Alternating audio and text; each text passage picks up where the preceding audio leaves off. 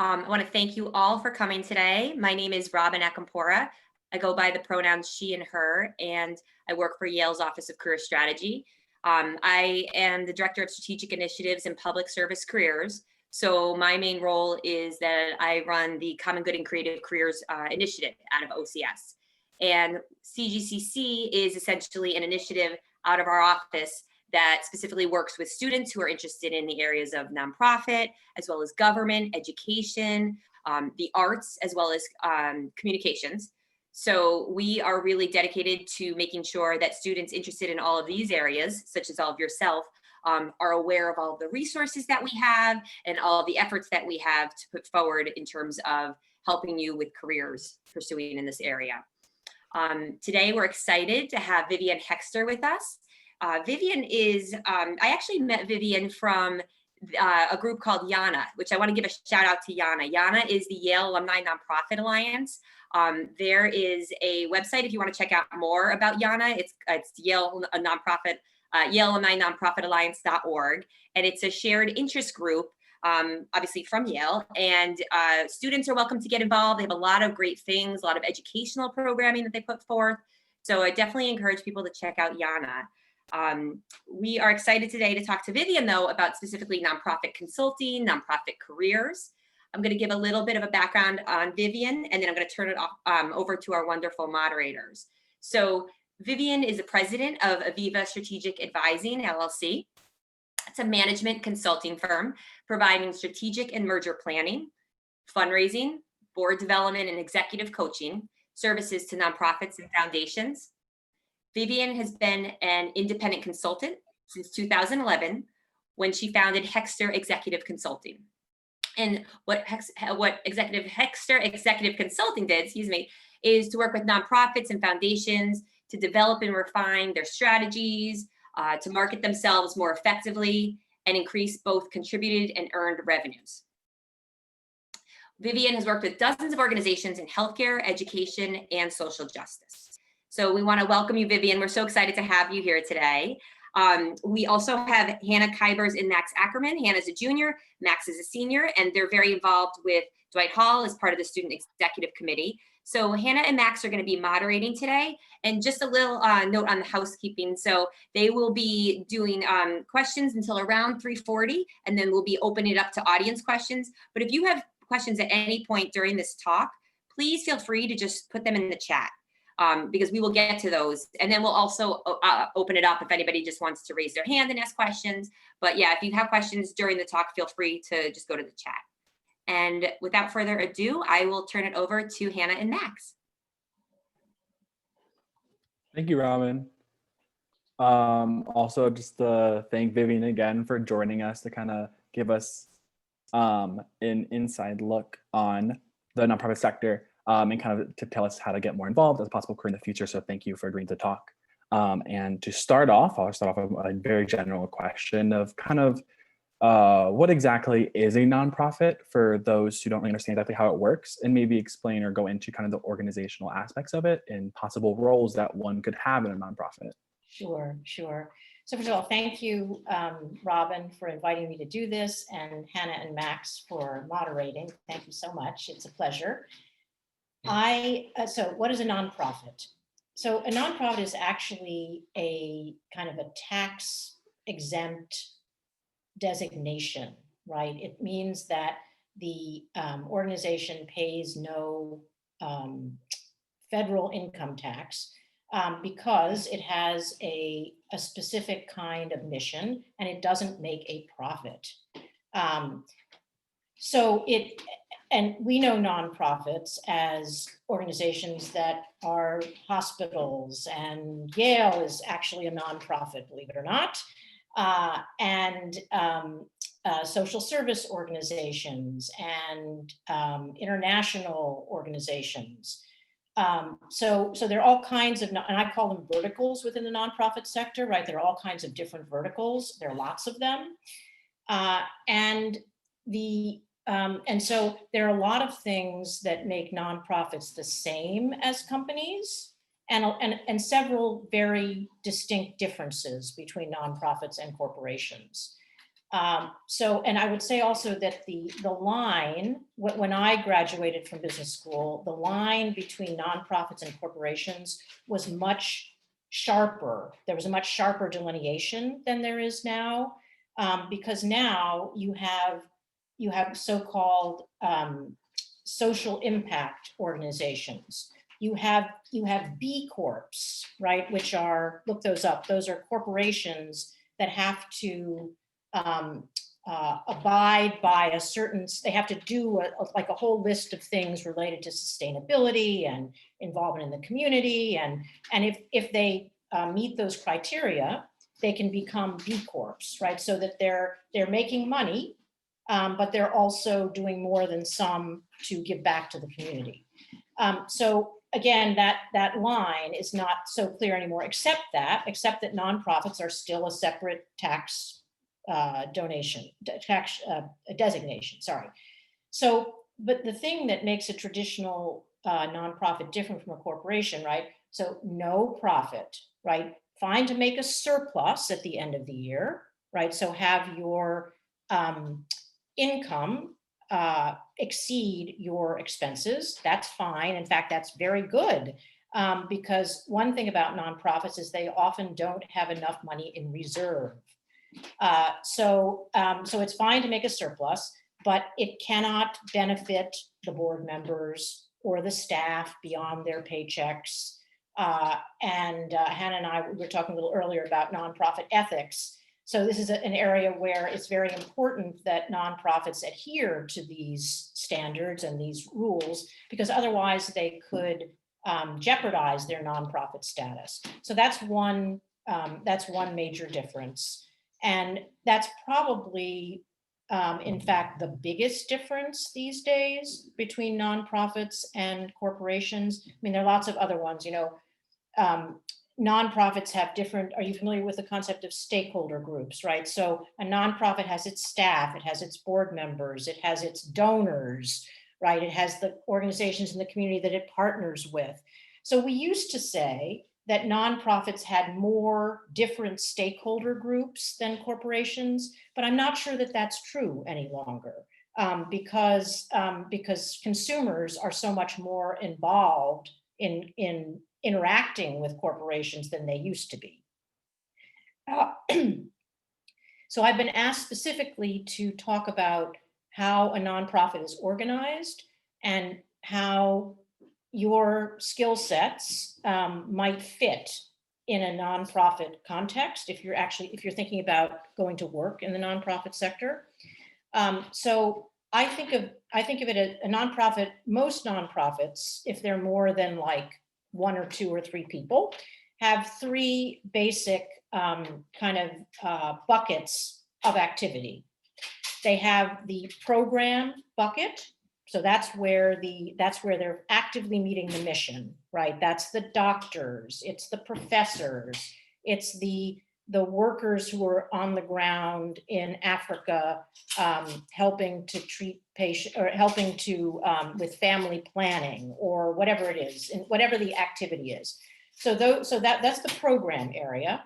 Then we have the sort of the finance and administration area, which includes things like the finance department, the human resources department, the information technology department, facilities, if you have a physical campus the way Yale does. So Yale, I'm sure, has a huge facilities department. Let's see what else. Those are the primary areas within finance and administration. And then you have kind of the revenue generating bucket, right? So in a traditional nonprofit, that's fundraising. But it also might be, if you're in one of these quasi nonprofit, quasi corporate entities, it might also be earned income of various kinds. Now, I should say, theaters have earned income, right? They have ticket sales, or at least they used to. And when we actually go to the theater, but they don't.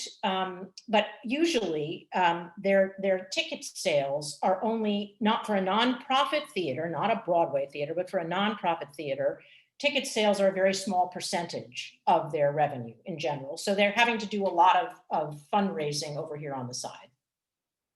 So those are the three main buckets and so you can think of that fundraising, or fundraising, marketing, right? Revenue generating activities take place in that bucket.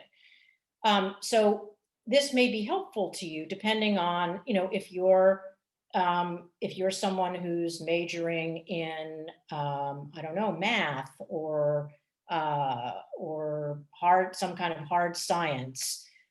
You might be interested in the finance area. I don't know, but you might be. If you are majoring in history or English, and you don't care so much for the quantitative life, then you're probably more going to be happier working in either the fundraising, revenue generating area, or possibly the program area. Because the thing about the program area is it's not all experts, right? It's not all doctors and nurses, and there are many people surrounding those experts who are also working on the program in various ways. And in my experience, people who are coming out of college, right, often go to work in the program area in, assisting someone or other. They also often go to work in the revenue generating area if they're more outgoing and they think they might be interested in learning about, have a more external role. So an external facing role is what I call it. So Max and Hannah, is that enough for the moment about the structure of a nonprofit? Yeah, absolutely. Thank you so much. I think that was very detailed, and I appreciate how you addressed both kind of like the work that's going on and then also like financing that work and all of that. So I hope that we get to get more into that. And of course, I mean, here's my thanks. Thank you for being here today to speak with us. So a follow-up question on that, then your specific role as a consultant for nonprofits, would you just explain a little bit about what that is and also what some of the differences are between nonprofit consulting and working directly for a nonprofit organization? Sure. So nonprofit consulting, so depending on what year you are at Yale or what class you are, you may be familiar with for-profit consulting, right? With the McKinseys and PwCs and Deloittes of the world, right? So nonprofit consulting in some ways is not unlike for-profit consulting, not unlike, right? You have the organization is your client. You have a contract with them to perform a certain set of services and produce a certain deliverable. So you're accountable for getting the work done. You may, as I often do, hire subcontractors to help complete the work. And some nonprofit consulting firms are big enough that they actually have employees, full-time employees. But what I have found is that the world of nonprofit consulting outside of the sort of like, Deloitte and PwC have nonprofit consulting departments, right?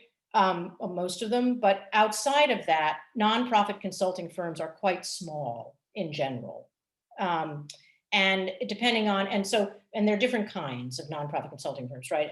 And there are fundraising consulting firms, there are a few strategy consulting firms, and then there are people doing everything in between, human resources consulting and IT consulting and program consulting. So my particular brand of consulting, so I worked for 4 nonprofits in leadership roles, and I actually ran a nonprofit. So I have a kind of a broad skill set. And so my consulting is a little bit unusual in that I do strategy consulting, I do fundraising consulting. I'm an executive coach to mostly nonprofit CEOs. And more recently, I've gotten involved in diversity, equity, and inclusion, which is a very hot topic in the nonprofit world as it is in the for-profit world. But I would say that's not a core competence of mine. You know, I'm a middle-aged Jewish white woman. You know, it's like, you know, I'm not. When I do diversity work, I have to work with someone of color, right? Obviously. And so maybe the best way to explain what I do is to give you an example of a recent client engagement. So I recently completed a strategic plan for an organization called the Andrew Goodman Foundation, which is a youth voting rights organization actually working on college campuses. This was before the pandemic. And they had so they were working on college campuses. They employed ambassadors on those campuses to register young people to vote and then help to turn out the vote, and also to remove impediments to voting, because I'm sure many of you have read that in some states, it can be quite difficult to vote if you don't have the right ID or you don't go to the right polling place or what have you. So they were growing very fast.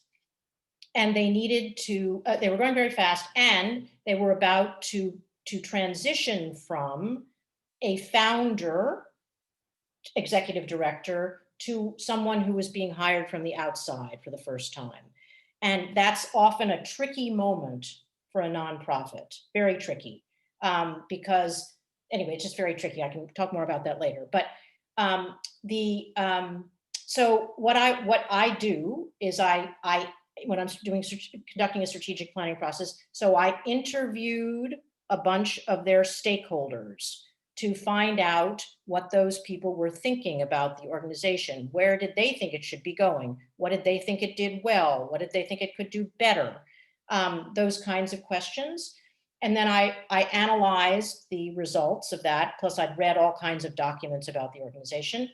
And I presented sort of my analysis to the organization with the themes that I thought were emerging that should be addressed by the plan.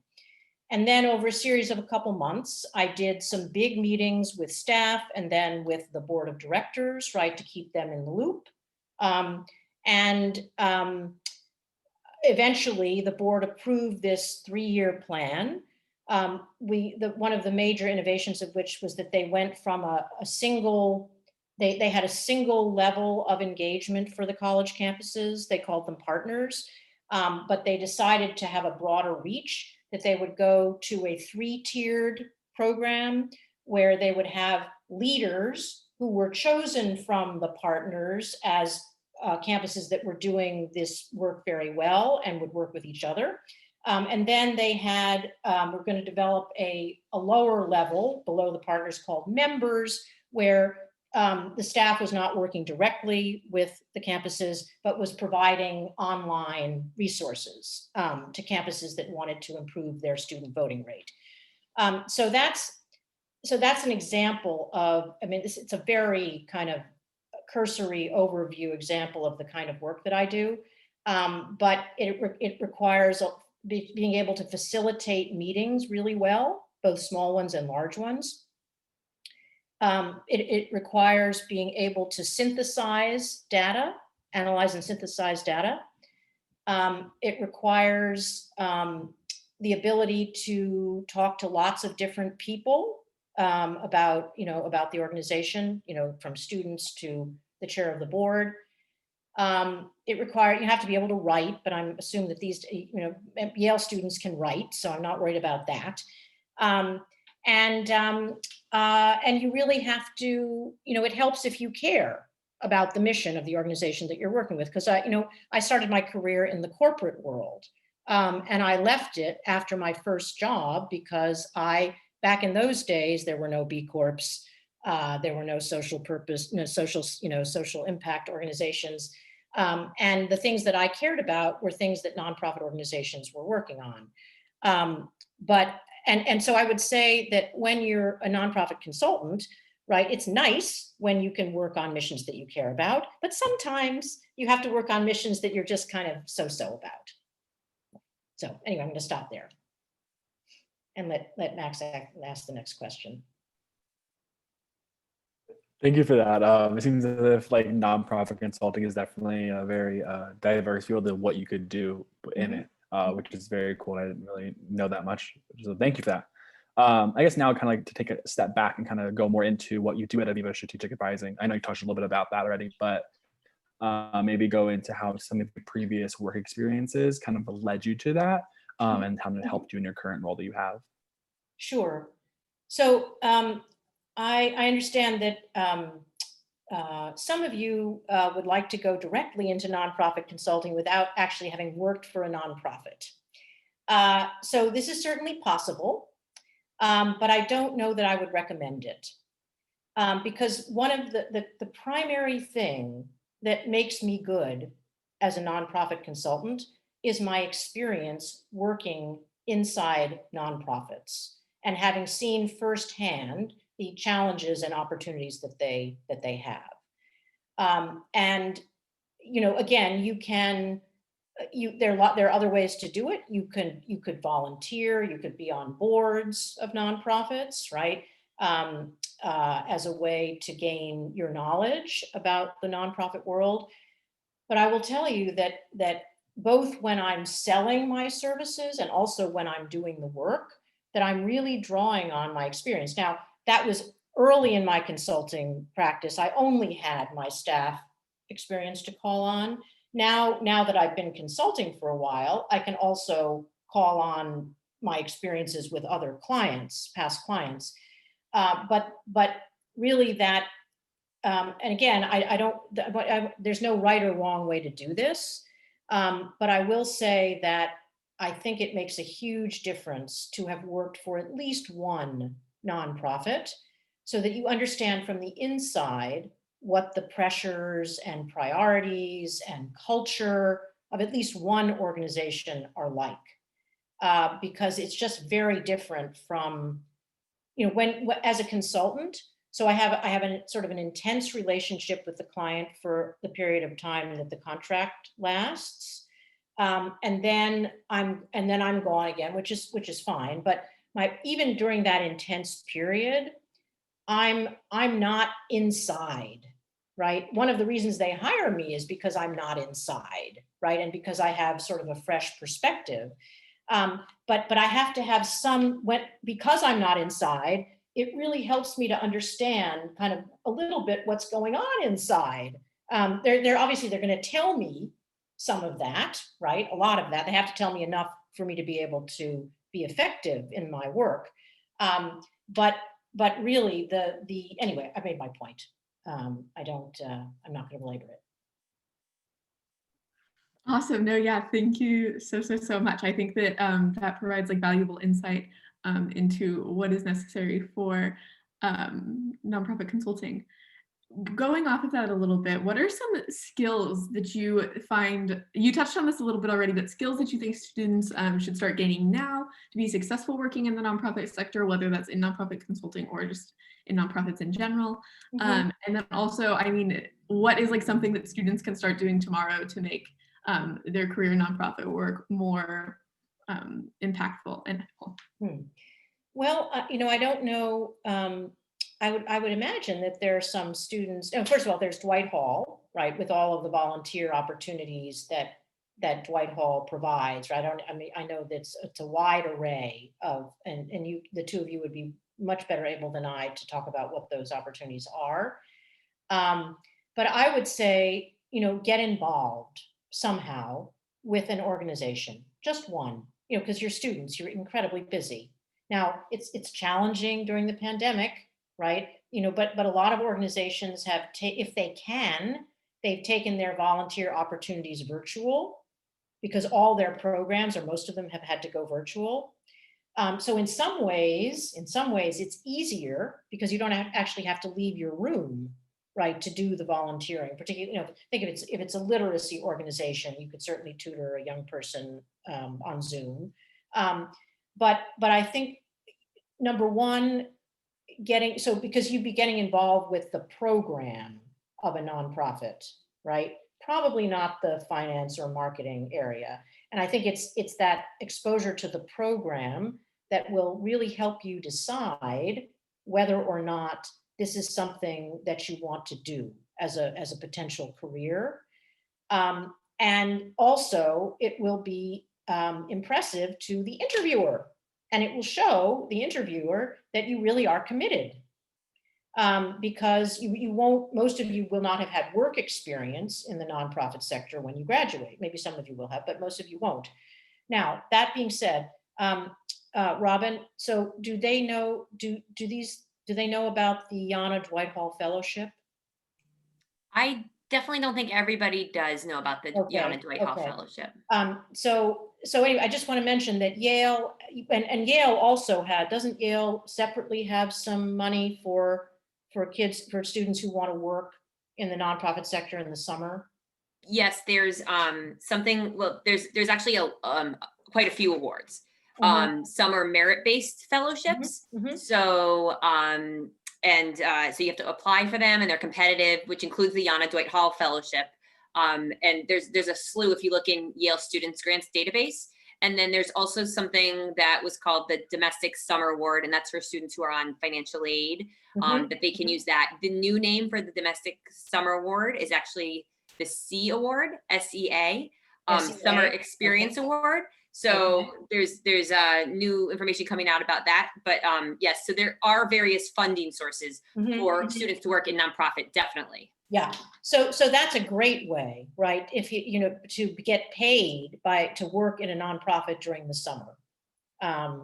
Yes, and I said Hannah is kindly telling us all about the various some opportunities that exist.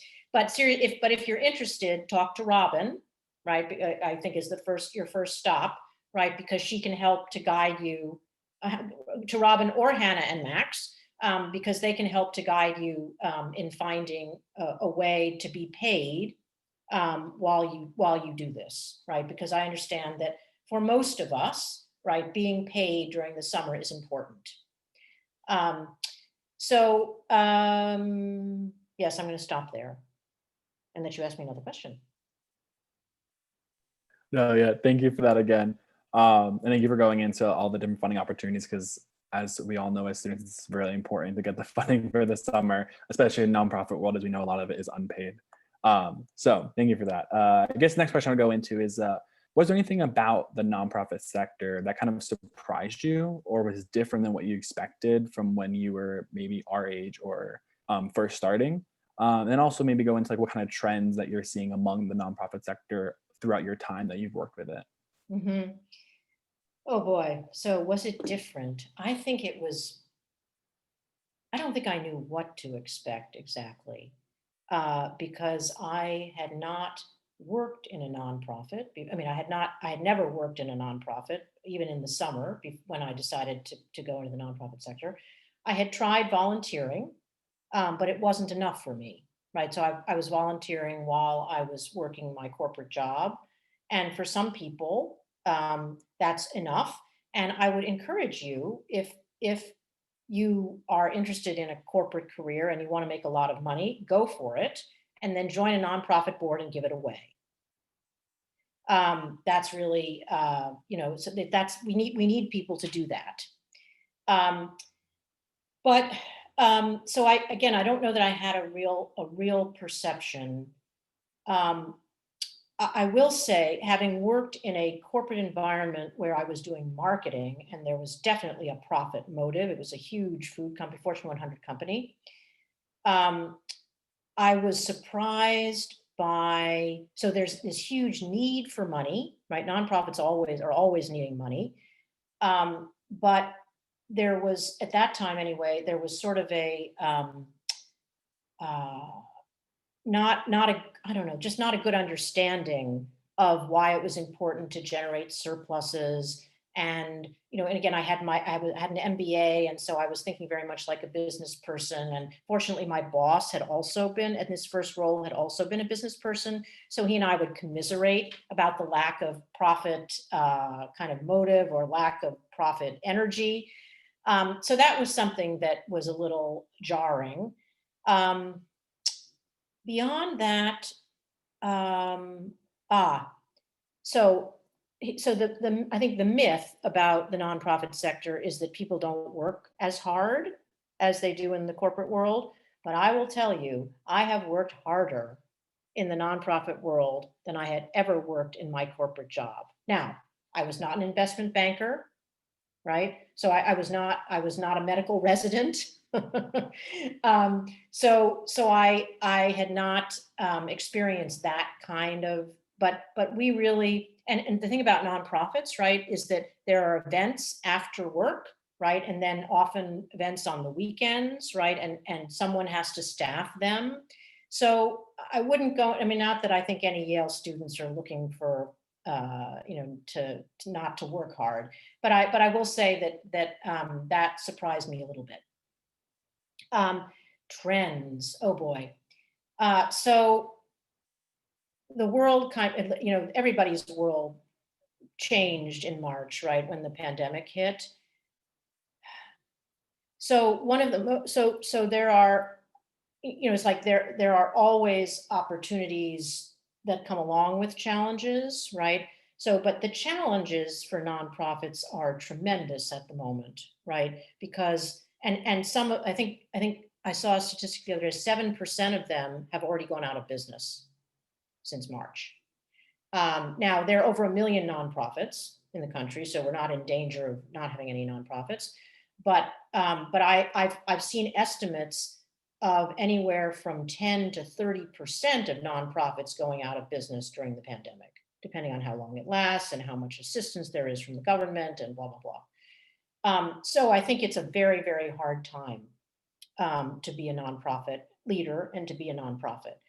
That being said, there are some nonprofits that are, as we like to say, pivoting and taking advantage of the changes, right? So I'm thinking of one that is a platform for teachers, a digital platform that provides content for them to use with their students who are learning reading and reading comprehension. And the pandemic has been a great boon to this organization because they already had the digital platform. And so there are certain organizations that are sort of naturally benefiting. And then there are others that are really being creative about it. I'm sure you've heard that, I'm going to a gala online tonight, right? So organizations that relied on large gala fundraisers to make big chunks of income are trying to reproduce that online. Now, that being said, I don't think they're probably not in most cases making as much money as they would have had it been in person. But nonprofits have also been pretty good at raising COVID relief money, right? And getting, if you've heard of the PPP loans that the federal government has been giving out, many nonprofits have gotten those. So I think it's hard to say, one other thing, the nonprofits have been very slow to merge with each other and partner with each other. And I and other nonprofit, gurus, if you want to call me that, have been talking about for years the need for nonprofits to consider structured partnerships, mergers, acquisitions. We have too many nonprofits, or we had too many nonprofits. And so I think that there is finally, going to be some trending toward those kinds of sustained collaborations. So I'll stop there. Awesome. Thank you so much. So right now we are going to start with the group question and answer session. So if you have a question for Vivian, which I'm sure that you do, please feel free to put that in the chat, and then Max and I will kind of delegate them that way. If you're comfortable unmuting yourself, go in a specific order. So I'll give you a few minutes just to put those questions in the chat, and then. Oops, you just muted yourself, Hannah. Intentionally, but yeah, we already have a question, which is great. So the first question is, on the topic of money, would you be so kind as to speak on the topic of typical recent graduate or analyst salary for nonprofit consulting? Oh, that's a good question. I'm not, I think it would depend a lot on whether you were going to work for a big firm like PwC or McKinsey, or a small nonprofit consulting firm. I think it would depend a lot. And to be honest, I do not know what in places like PwC and Deloitte, what their entry level associates are making. I just don't know. I would assume they have to be more or less on parity with the associates in the other areas of the firm, I would assume. But I don't know. Robin may have more insight on that one. And as to, Robin, do you have some I was insight just on going to that? mention, were they asking, let me just look back at the question, I apologize. Salary for for someone coming out of college and becoming an associate in. Right. So if they're looking specifically at like a nonprofit consulting firm, like a Bridgespan, Wellspring, Redstone, typically what the recruiters have explained is that the salary will be like slightly less than perhaps like a for-profit management consulting firm. Some of the perks being that like you don't have to travel quite as much, right? You're typically based where you are, but it's going to depend, like Vivien said, on the size of the nonprofit consulting firm. Bridgespan is like the nonprofit arm of Bain. Then like Redstone is a for-profit consulting firm that just works with nonprofits. So theirs would be a little bit more typical of like a for-profit managing consulting firm because they're both for-profits. So I think that's just something to consider. I am working on a nonprofit consulting blog that I'm happy to just send out to all the participants on here. So it'll be on our website, and it kind of just talks about some of those consulting firms and a little bit more background on them. But again, to Vivien's point, I think it's a great point about really wanting to get that experience in nonprofits first to be able to then use those skills and be an even stronger consultant. So that's all I'll say. Okay, next question. Let's see. The next question is, if you are looking to start at nonprofits and then move to consulting, what would be a good position maybe to start at in the nonprofit? Programs, administrative development, like which one do you think would be the best one to kind of set you up for that? I'm sorry, if you then want to become a nonprofit consultant? Yes. I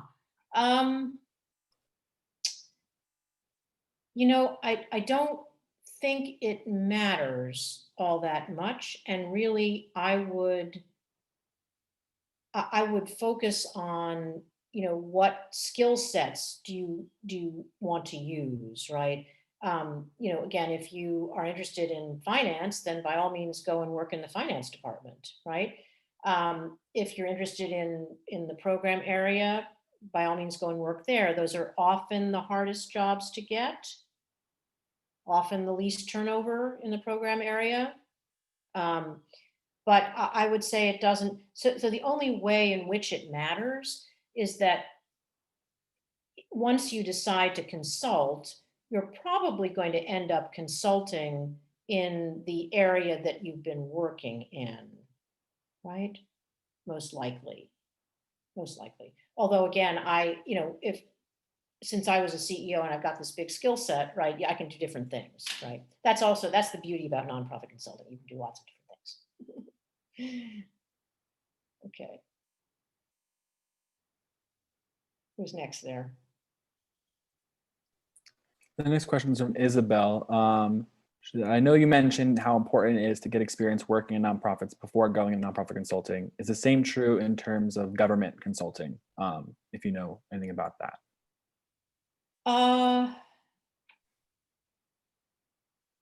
Yeah, so I don't know as much, but I will say that the government hires experts as consultants, right? So they're hiring people who know about procurement or know about installing a particular system, right? A computer system, or they're sending someone, a consultant, to Africa to evaluate their programs on the ground. But for sure, they're only going to do that if the person that they're sending knows a lot about the program or about programs of that type, right? So I think it's maybe even more, because the government sort of tends to put people in boxes, And so, yeah, so that's my take on it. But I think once, if in fact you do become a consultant to the government, then once you've done it, it's much easier to do it again, right? Because you will have gotten through, there's a whole thing, a whole process you have to go through to be certified as a government consultant. So yeah, but once you're in, you're in. And going off of that, like in the same foot, sorry everyone, I was frozen, but now I'm back. Yeah, So could you give us some advice just on how to get your foot in the door with either nonprofits or nonprofit consulting firms? You know, like more specifically, like what are these places looking for when it comes to hiring? You've touched on a few of these things already, but I think just like when a more concise answer would be great. Sure. So I hate to say it, but you know, connections help. But you guys probably already know that, right? So the more you can, the more you are connected to people who work in or volunteer in or serve on the boards of nonprofits, the better off you're going to be.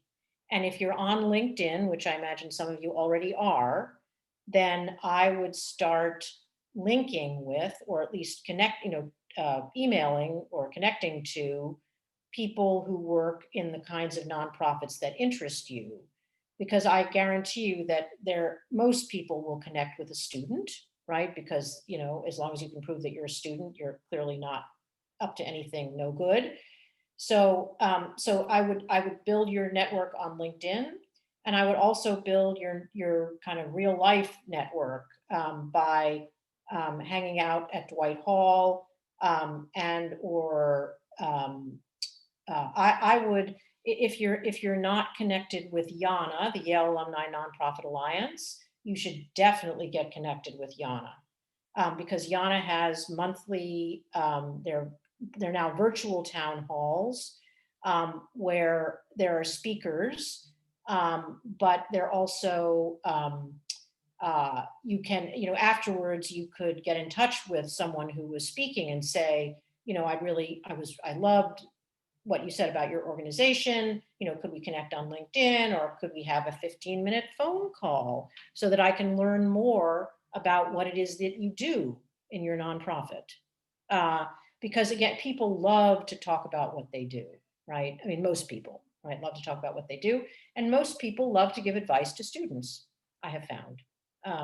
I certainly like to give, and I'm a sample size of one here, but people generally like to give advice to students, particularly smart students.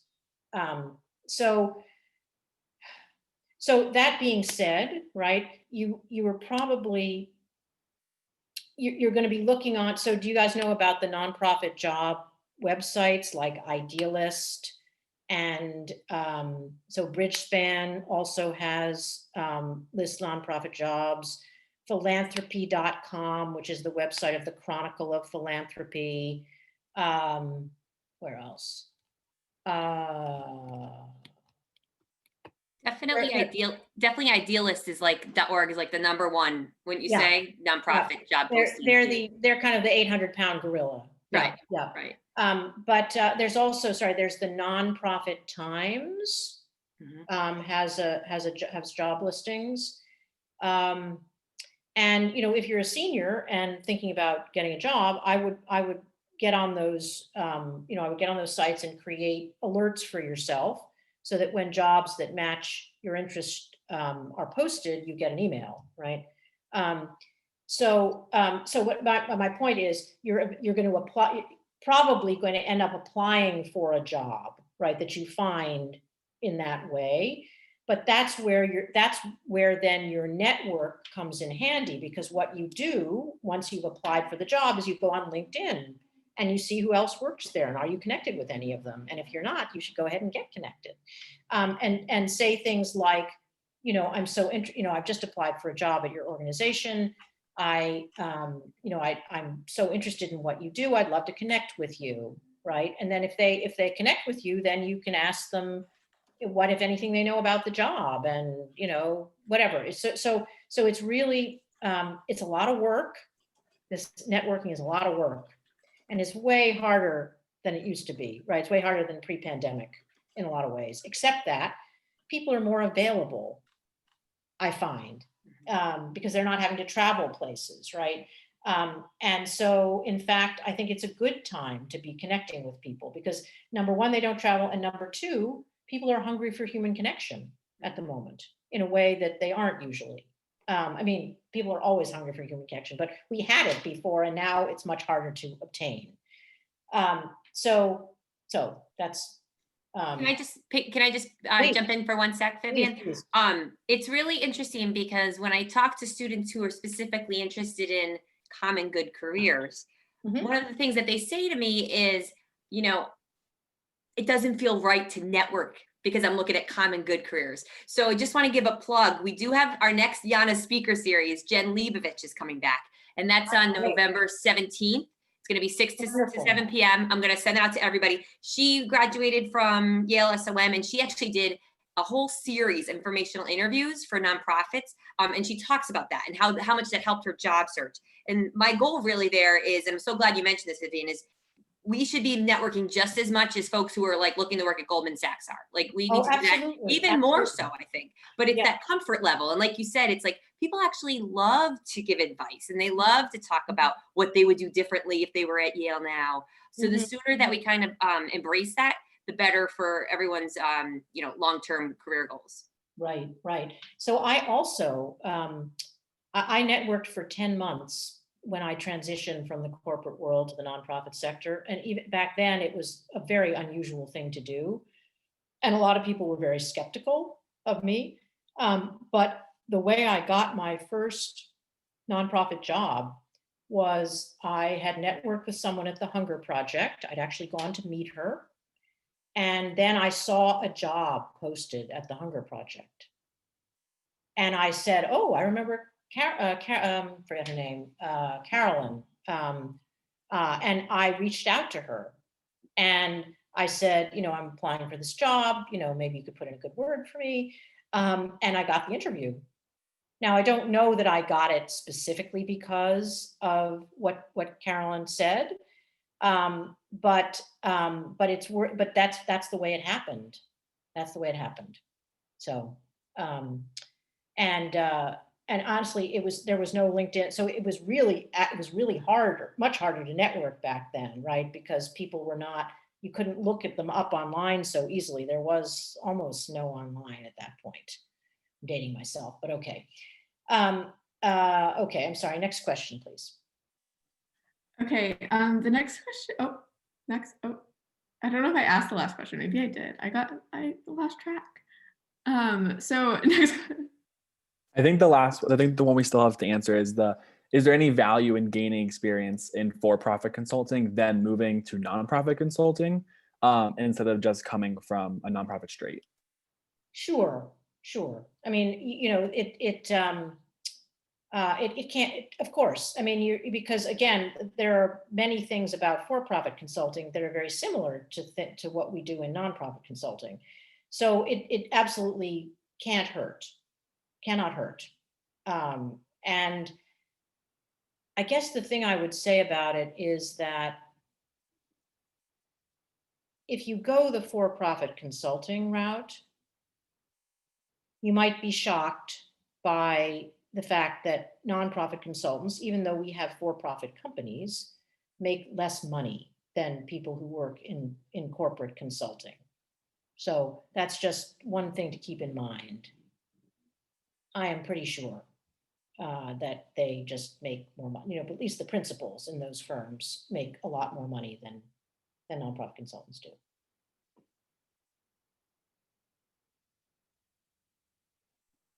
And we have one more clarifying question.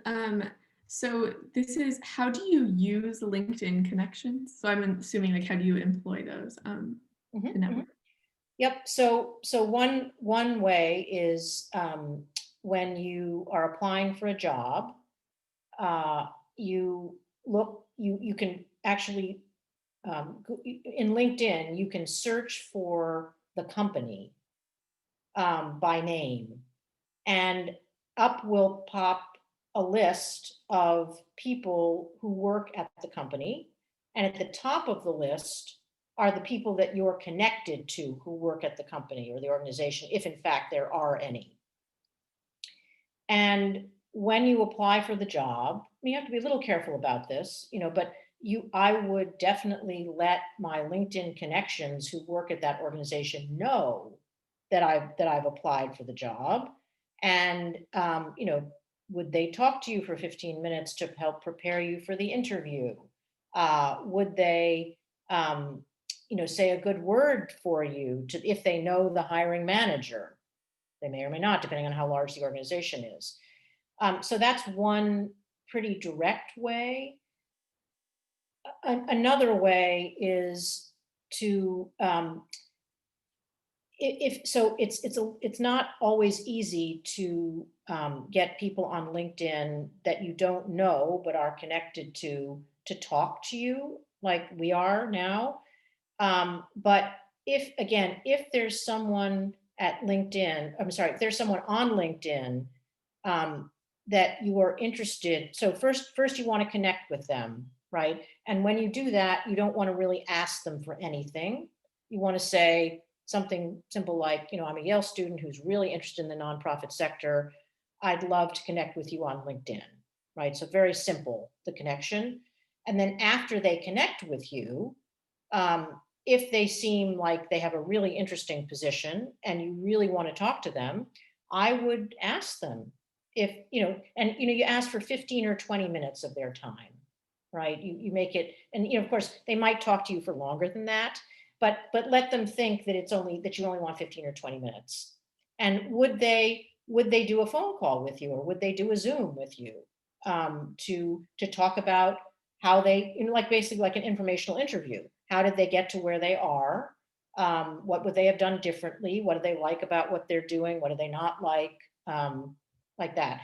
And in those situations, once you've actually spoken with them, you can ask them for referrals to other people.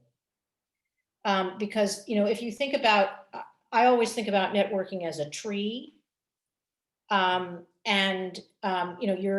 start with one person, right? Like, so Hannah and Max are networking with me today, let's say, okay? Because they definitely are. But they're interested in particular areas within the nonprofit sector. And I feel like, they're Yale students, so I know they're smart and they're going to be polite and whatever. And so they go on my LinkedIn profile and they see who I'm connected to, and they identify 2 or 3 people that they would like to meet or be connected to. And I can help them do that through my connection with that person. So that's one way. And another way would just be to say to me, well, given Hannah's interests, who do I know that she should be talking to? That's the old-fashioned way. And the thing is, you don't want the tree to wither and die, right? You want the tree to keep growing. I'm trying to just show you a growing tree here. And in order for the tree to keep growing, the people that you talk to have to give you at least 1, and preferably 2 or 3, no more than 3 referrals. Now, Robin, I'm probably going against everything that your informational interview sheet says, but I hope not. This is good. Okay. Good. So that's and really, I think about it as, and a tree is a living, breathing, growing thing, and so is your network. And so trees need water, right? Which means that once you connect with someone, you don't want to never talk to them again, right? Or never communicate with them again. You want to stay in touch. You don't have to stay in touch all the time, once every 3 to 6 months, right? Just send them something, or that you think might interest them, or update them on what you're doing. If you get a job, right? That's a fantastic time to put something out on LinkedIn, right? That says, I got this job and thank you so much to all of you who helped me. Because again, people like giving advice, and they really like being appreciated for it. Some people will tell you that they don't need that, but it's not true. So make sure that you acknowledge people. And one of the best ways to acknowledge them is to tell them that they helped you in some way to get this job, internship, summer, whatever. That's a great point, Vivian. And I will say that I get a lot of questions from students about, I don't have anything going on. Like, what am I supposed to, like, I want to check in with my network, but I don't know. So I think, first of all, knowing it doesn't have to be like every 3 months. It could be 3 to 6 months. It could be like when the pandemic hit, or now that the pandemic hit, just check in, right? How's everything going? I was thinking about our conversation. It could be an interesting article that you found. Yes. And you forward it to them. Articles are good. It could be, I'm getting ready for holiday winter break. It doesn't have to be all the time, but it also doesn't have to be this like monumentous thing. So yes, definitely if you get an internship or a job, but it could be something, just a light touch. And the other thing is to not get offended if they don't write back, right? Like if people have a ton of emails, but now you've done your part, you reached out to them, and then you can do it again in another 3 to 6 months. Right. But yeah, I And love that. They've been reminded of you. Because Right. the other thing that I'm sure you, and then I see we're getting close to time, but that you need to stay top of mind, particularly when you're job hunting, but anytime really, you need to stay top of mind with people, because if they hear about some opportunity, right, they're going to think about the people that they've been in touch with recently. That's just the way the human mind works. I see it in myself all the time. I wish I weren't like that, but I am. So that's why you need to keep sort of watering that tree, right? And making sure that people know what you're up to.